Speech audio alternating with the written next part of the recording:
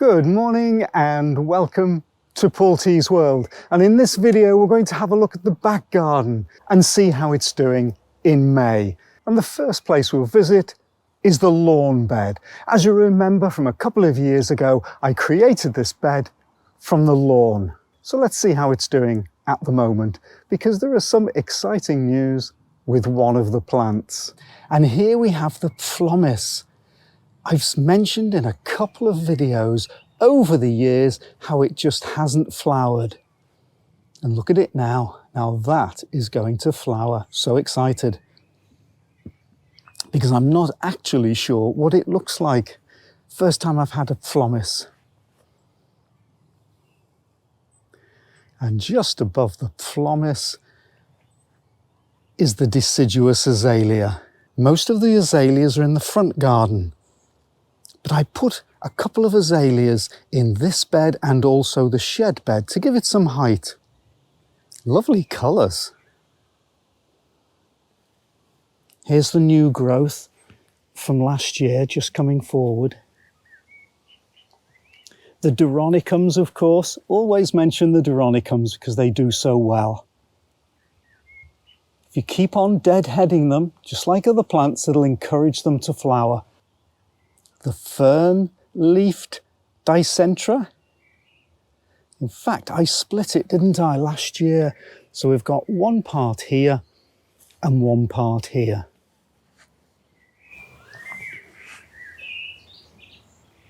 That's a blackbird we can hear in the background.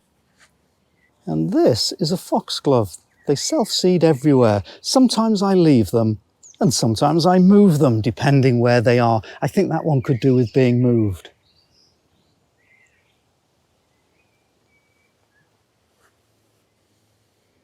Creeping phlox. They're from the plug plants from 2 years ago. I've got phlox in various parts of the garden now from that series. And again, the agastache. I bought that at the same time as the plug plants. And just behind, we've got a silver dollar. This is a paniculata. Hydrangea paniculata. The bed has changed a bit since last time.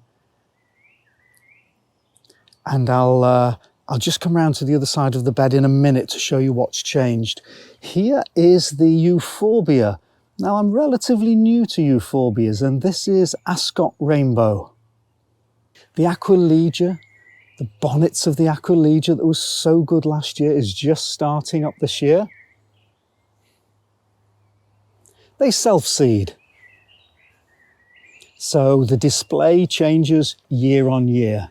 We'll just move round the apple tree to the dogwood.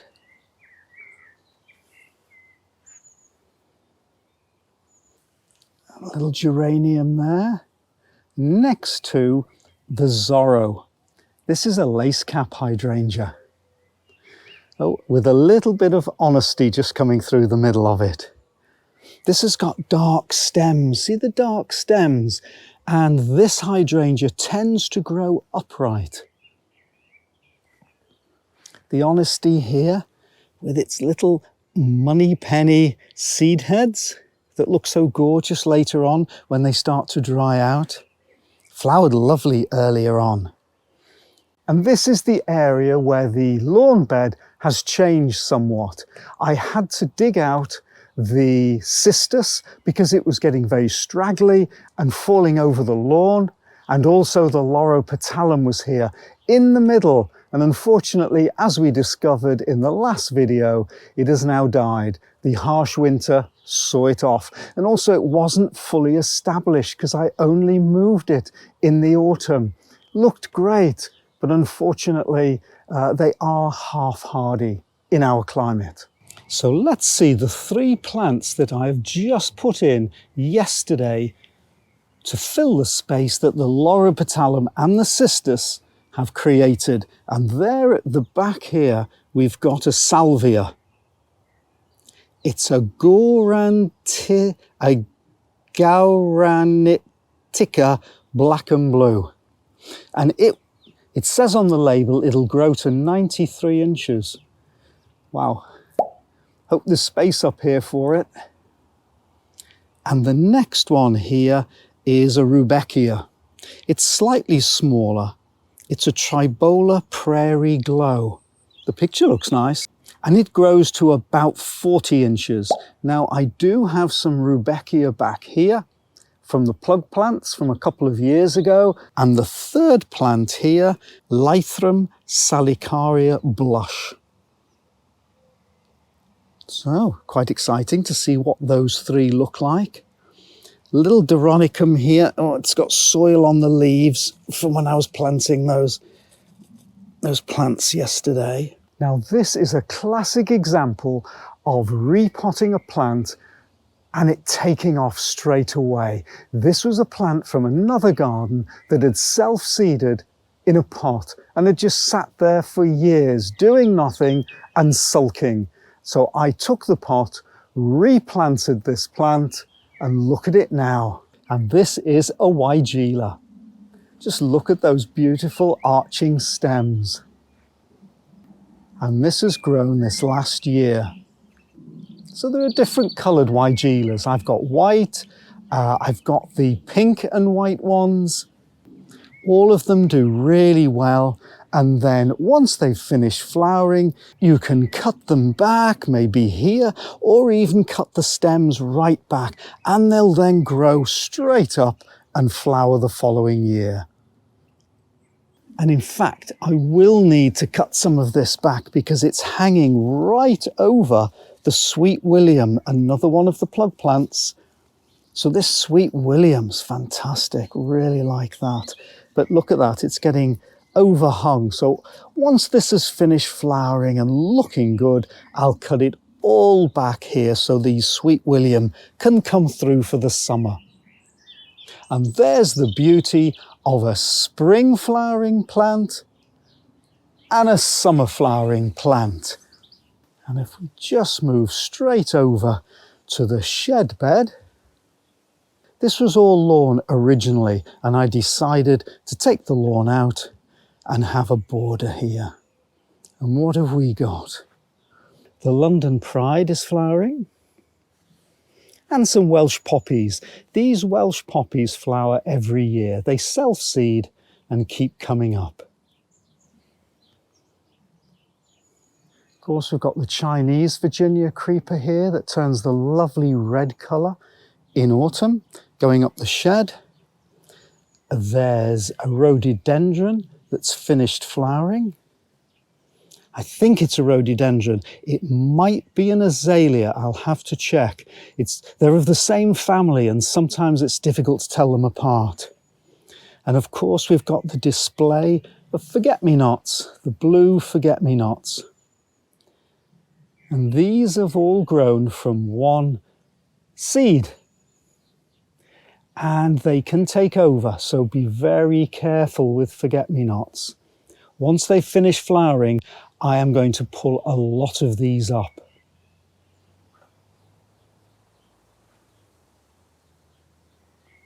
The climbing hydrangea is starting to flower. Now, climbing hydrangeas, they're okay in shade. So if you want a wall covering with a plant that's in shade, maybe that's the one you want. Another deciduous azalea I put in for height towards the front of the bed. I feel the shed bed is a little bit chaotic, but sometimes I like chaotic. I tried to organise it when I dug it, and you can see the videos and my thinking from a couple of years ago on creating the shed bed. But things change. Some of the plants die, some self-seed, you plant others in, and it keeps changing. I quite like it. I don't know which direction it's taking, so let's have a look at it. Here's the creeping phlox, a little Achillea mollis. Now, people say they self-seed so well, but in fact, in my garden, they struggle. Another azalea that I think could be in the wrong place, but doesn't it look pretty there? Another foxglove, and it's always worth having a look down amongst the forget-me-nots, and here I see I've actually got a little azalea there. Look at it, it's totally overgrown. So I'm going to dig that out of there and put it in the front garden where it'll be looked after properly. Leaves on the Brunnera are coming along quite large. And there's another one over there. They look slightly different. I'm wondering whether one's Jack Frost and the other Sea Breeze. Another Hydrangea paniculata, and this one's called Phantom. I bought that in a series of 3 very small paniculata hydrangeas. I think they cost £15 for the 3. And they flowered the first year. They're brilliant paniculatas for getting going quickly. And now it's in its, I think, 3rd year. Some allium. I don't know whether these have self-seeded or I planted them there. I'm not quite sure, can't remember. And this is a strange plant. I don't know what to do with it. It looks good. Just look how lovely those little yellow flowers are. But it can get straggly. I tried cutting it back. I really don't know how to deal with this plant. It looks good, but scruffy. And behind the creeping phlox, we've got this euphorbia. I do like vigorous plants, but this is Euphorbia robbii. And here is Euphorbia robbii. And here, and just about everywhere else round here. Just look at these little plants that have been sent off from the main plant. So you've got to watch this so much. I actually think in the long term, I think this euphorbia has got to come out, because I will be forever digging up these running suckers. Behind is yarrow. Yarrow and I don't get along that well. They seem to flop for me and don't grow so well. We'll have to see what happens. Some more penstemons that I transferred from the front garden. Sedum that I dug up from the front garden and put here. Another foxglove that has self-seeded. A euphorbia that's not doing too well. I don't know, has it not liked the winter? But these are tough. And this is going to be good. This is my laburnum. It's seeded from the laburnum round the corner. And so I dug it up and put it here. There's some calendula here which grows wild that I quite like. But look at this. It's now reached the top of the arch. So I think that next year, for the first time, I will have my very own laburnum arch. There is a famous laburnum arch in North Wales at Bodnant Gardens, and I photographed that. In actual fact, Bodnant used my photograph of Bodnant Arch on one of their postcards a number of years ago. It is magnificent, and the archway goes on for about 30 or 40 yards. Mine's only about 3 feet, but it's going to be great. If you've enjoyed this little walk around my back garden in mid-May, give the video a like. As all the YouTubers tell you, it helps our channel. And I'll see you next time in Paul T's World. Bye.